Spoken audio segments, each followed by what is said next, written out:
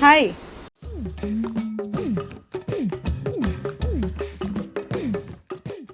Hi Lakshmi గారు, cooker తెచ్చారు. దీని అక్కని తీయలేక కుక్కని తీసుకొచ్చాం. దాన్ని చేయనన్నారు. జరిగిపోయింది అలా. అంతా బాగానే ఉంది, మీరు కళ్ళ చూడదు పెట్టుకున్నారు. నా ఏదో ఎక్స్ప్రెషన్స్ అన్ని కంట్లో కనపడలేక దీంతో మేనేజ్ చేస్తున్నా.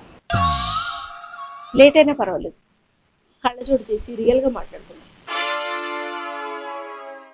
దీనికి మళ్ళీ బొమ్మ ఒకటా? అవునండి, ఇక ఓరియో. ఓరియోనా? అసలు పచ్చగా ఉండి మీ సంసారాల్లో బొచ్చు కుక్క ఎట్టు వచ్చిందండి? ఓ మళ్ళీ దీనికి కుక్క అనకూడదేమో. అనకూడదండి, ఓరియో. ఎలా? అదెలా అయిపోయింది. మీకు ఇష్టం లేదన్నారు పిల్లలు, దాన్ని బట్టి పెద్ద క్లాసులకు వచ్చారన్నారు, ఇంకేదో అన్నారు. అట్లనే వద్దన్నానండి. ఇప్పుడు పిల్లలు పెద్దవాళ్ళు అయ్యారు, చదువు మీద కాన్సన్ట్రేషన్ ఉండదు, మళ్ళీ ఇవన్నీ ఉంటాయని వద్దు అన్నాను. చెప్పకుండా సర్ప్రైజ్ అనుకుంటూ తీసుకొని వచ్చారు. ఇది సర్ప్రైజ్ అయింది. ఆయనకు సర్ప్రైజ్. తర్వాత మీ రియాక్షన్ ఎలా ఉండింది? నేను ఇచ్చా ఆయనకు ఇంకో సర్ప్రైజ్ అన్నట్టు. ఇంకా ఏం చేస్తాం, ఎలా? ఇంకా ఇదైనా ఉండాలి నేనైనా ఉండాలి అని అన్నాను. సరే ఇవాళ ఇప్పుడు ఉన్నాము, 5వ రోజుకి వచ్చరికి ఇద్దరము ఉన్నాము. ఫస్ట్ రోజు అంతే అనుకున్నా, 2వ రోజు పంపించేస్తా అన్నారు. సరేలే అని ఊరుకున్నాను. అయినా వెళ్ళలేదు. 2వ రోజుకి నాకు సరే పోనీ ఏముంది చిన్నపిల్ల కదా అని అట్లా ఉంచాను. అది అలా అయిపోయింది. మీకు దీని మీద కోపం ఉంది, ప్రేమ ఉంది? ఏదో జాలికి ఫుడ్ పెడుతుంటే ప్రేమగా పెడుతున్నా అనుకుంటున్నారు. ఇది జాలిగా అలా చూస్తుంటే పోనీలే పాపం అని పిల్లలకి పెట్టినట్టే పెడుతున్నా. అది ప్రేమ అనుకొని వాళ్ళు అలా అర్థం చేసుకొని, ఓ నీకు నచ్చింది అందుకే ఉంచుకున్నావు, అందుకే దానికి ఫుడ్ పెడుతున్నావో అని అంటున్నారు. ఓకే ఇట్లా అర్థమైందా వాళ్ళకి అనుకున్నా. ఇంకా మరి ఈ మొండితనాన్ని మీరు ఎలా భరిస్తున్నారు? ఏం చేయాలి? నవ్వుతో. మీకు దేవుడిచ్చిన గొప్ప వరం ఏంటి తెలుసా? అట్లా ఏదైనా నవ్వుతోటి హ్యాపీగా స్వీకరించడం. ఇప్పటికి ఇది 3వ కుక్క. దీన్ని దానికి అలా ఇస్తూ ఉండాలి, చేతులు అవి వస్తువులు, పాల పళ్ళు, ఇది అన్ని కొరుకుతూ ఉంది. వాళ్ళ పొద్దున పోతారు, సాయంత్రం దాకా రారు, ఆయన రాత్రికి వస్తాడు. ఇవన్నీ భరించేది మళ్ళీ నేనే. ఈ కుక్క కొరకడాలు, ఆగం చేయడాలు, ఇదంతా. అంతకుముందు కుక్క సోఫా కొరికిపోయింది, అంతకుముందు కుక్క డైనింగ్ టేబుల్ కొరికిపోయింది. ఇప్పుడు ఇదేమో ఇప్పుడు ప్రస్తుతానికి చిన్నగా ఉంది కాబట్టి నా వేలు కొరుకుతుంది.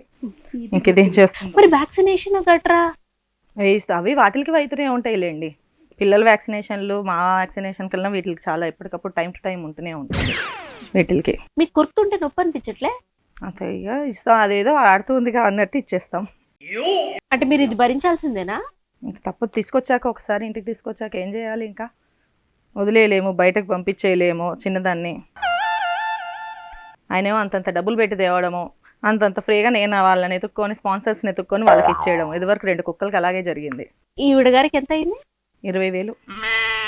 మరి మీ శ్రావణ మాసం చీర మన బడ్జెట్ లేదన్నారు? అదే లేదన్నారని నేను అంతే అనుకున్నాను. దీనికి వచ్చింది బడ్జెట్. దీని షాపింగ్కి వెళ్తే అదొక ఖర్చు. మళ్ళీ షాపింగ్ కి తీసుకెళ్లారా? దేనికి? ఇగో ఇలా కొరుకుతుంది. సరే వీటికి ఏమైనా ఉంటాయేమో ఈ కుక్కలకి కొరక్కుండా ఉండడానికి అని అంటే 2 months వాటికి ఏమీ లేవు సార్ అంటాడు వాడు. లేదండి ఏదో ఒకటి ఉంటుంది చూడండి అంటారు మా వాళ్ళు. ఏదో ఒకటి ఇవ్వండి, అది కొరుకుతుంది వాళ్ళు, దానికి పాలపళ్ళు అని. 2 months దీనికి, ఇంక ఇప్పుడే లేదు, 3 months తర్వాత ఇస్తారు, ఇప్పుడు ఏమి ఉండవు దీనికి అని అంటే ఇక దానికి బెడ్, దానికి ఇంకొకటి, దాని సిర్లాకు, దాని కప్పులు, వైప్స్ అన్నీ దానికి పట్టుకొని వచ్చారు. అదొక ఖర్చు మళ్ళీ. అంటే పిల్లలు తినే సిర్లాకేనా? అవునండి, అదే దీనికి పెట్టాలి.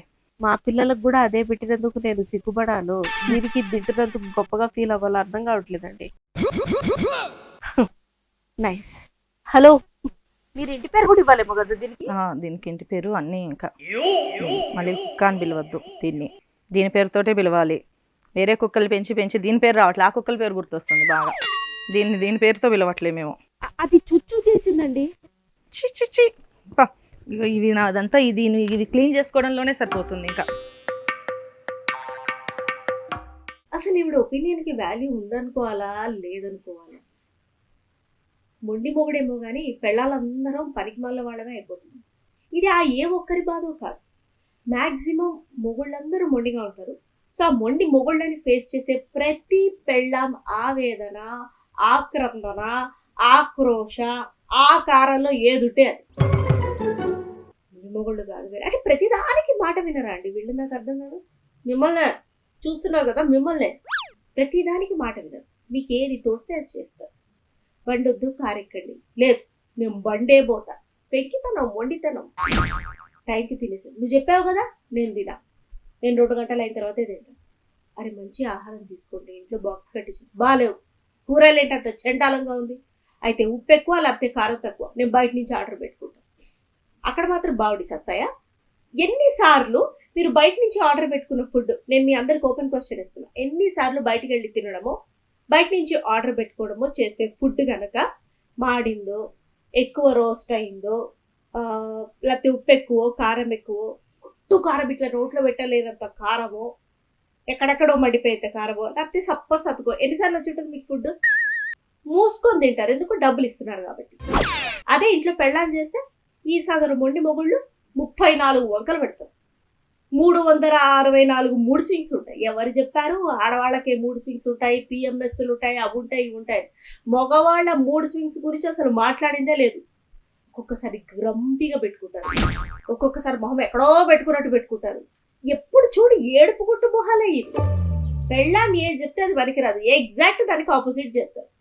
అరే ఇది చెయ్యగలుగుతుందా లేదా, దానికి ఒంట్లో బాగుందా లేదా, అది అసలు బతకగలుగుతుందా లేదా, దాన్ని బట్టి మనం ఏదైనా పనప్పజెప్దాం. ఎవరినైనా పిలుచుకున్నా, ఎక్కడికైనా వెళ్ళే ప్రోగ్రామ్ వేసుకున్నా, ఏదైనా ప్లాన్ చేసినా దాని హెల్త్ చూసుకొని చేసుకుందాం. Issue okay. ఎప్పుడు బాగాలేదంటావు, ఎప్పుడు రోగాలు ఉందంటావు. అసలు మనం నన్ను బాగా చూస్తుంది ఎప్పుడు ఏడిపిస్తానే ఉంటుంది. మరి ఇంకెలా బాగుంటాం? కొంచెం రిలాక్సేషన్, మైండ్ రిలాక్సేషన్ ఉండాలి. అంటే మీకే ఉండాలి. మీరు ఆఫీసులకో ఉద్యోగాలకో బిజినెస్లకో ఏదో చేస్తారు కాబట్టి ఈ మొగాళ్ళకే రిలాక్సేషన్ ఉండాలి after 6 or 5 or what ever it is. ఆడవాళ్ళకు ఉండద్దు, ఎందుకంటే వాళ్ళు ఇంట్లోనే ఉంటారు. ఒకవేళ జాబ్ చేసినా వాళ్ళ జాబ్కి అంత వాల్యూ అండ్ ప్రయారిటీ లేదు. ఏం చేస్తారు మీరు? ఏం చేస్తారు? హుత్త కూర్చొని హస్కేస్తారు, డబ్బులు తెచ్చేస్తారు, మా ఆ జీతాల మీద పడేడుస్తారు. ఇండిపెండెంట్ అనేది పెద్ద కర్స్ వర్డ్ అండి. ఉమెన్ ఇండిపెండెన్స్, ఇండిపెండెంట్ ఉమెన్ పెద్ద కర్స్ వర్డ్. ఇప్పుడు ఇదేంటంటే ఇండిపెండెంట్ ఉమెన్ మ్యారేజ్ అయిందంటే అసలు ఇండిపెండెన్సే లేదు, టోటల్ డిపెండెన్సీ. కేవలం ఏదో బయటికి వెళ్ళి ఉద్యోగాలు చేసుకొని మా పిచ్చ ఈగోలని మేము సాటిస్ఫై చేసుకోవడమే తప్పితే ఇందులో అసలు నాకు ఏ కోసానే ఇండిపెండెంట్ కనిపించదు. ప్రతిదానికి పర్మిషన్ అడగాలి, ప్రతిదానికి యూ హ్యావ్ టు ఆస్క్. చెప్పి చెయ్యొచ్చు కదా అని అంటారు ఈ మొగోళ్ళు. చెప్పి చెయ్యొచ్చు కదా అనే అసలు మీనింగ్ ఏంటంటే తెలుసుకోండి మై డియర్ లేడీ ఫ్రెండ్స్. చెప్పి చెయ్యొచ్చు కదా అనే అసలు మీనింగ్ ఏంటంటే అడిగి చెయ్యొచ్చు కదా. అడిగి ఒప్పుకుంటే చెయ్యాలి నువ్వు, లేకపోతే నోరు మూసుకొని కూర్చోవాలి. ఇది అసలు మీనింగ్. ఇది అలా అనలేక చెప్పి చేయొచ్చు కదా అని అంటారు. వీళ్ళు మాత్రం చేస్తారా చెప్పి?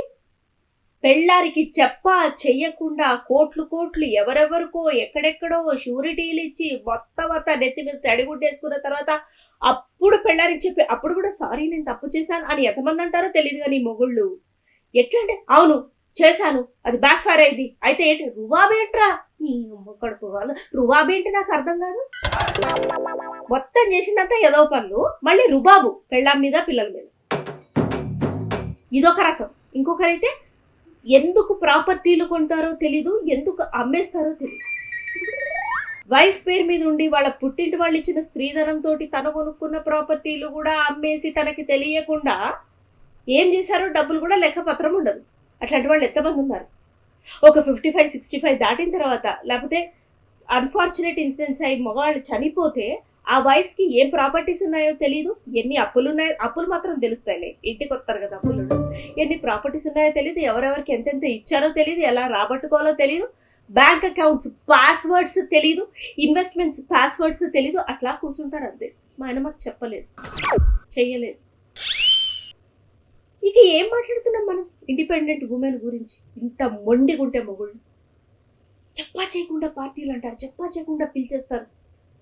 అయితే అది ఓపిక ఉందా? ఇంట్లో చేరడానికి తగిన సామాను ఉందా? ఎక్కువ తక్కువలు ఉంటాయి, ప్రతి ఇంట్లో సామాను ఉంటుంది. కానీ కొన్ని ఐటమ్స్ లో కొత్తిమీర లేకపోయినా టేస్ట్ రాదు, కరివేపాకు లేకపోయినా రుచి రాదు, అల్లం వెల్లి పేస్ట్ లేకపోయినా అది రోస్ట్ లాగా ఉంటుంది, ఘోస్ట్ లాగా ఉంటుంది ఆ ఐటమ్.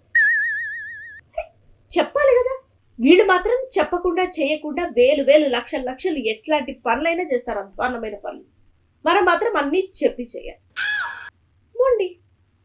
హెల్త్ చూసుకోమంటే చూసుకోరు, అడ్డమైన తిండ్లు తింటారు, హెల్త్ చూసుకో ప్లీజ్ ప్లీజ్ ప్లీజ్ అంటే చెప్తాను. ఏ నా చావు కోసం మీరు ఎదురు చూస్తున్నావు కదా, నేను చస్తే పీడబోతుంది. నీ మీద నీకు ఫ్రస్ట్రేషన్ ఉంటే అది మా మీద ఎందుకు చూపిస్తావు?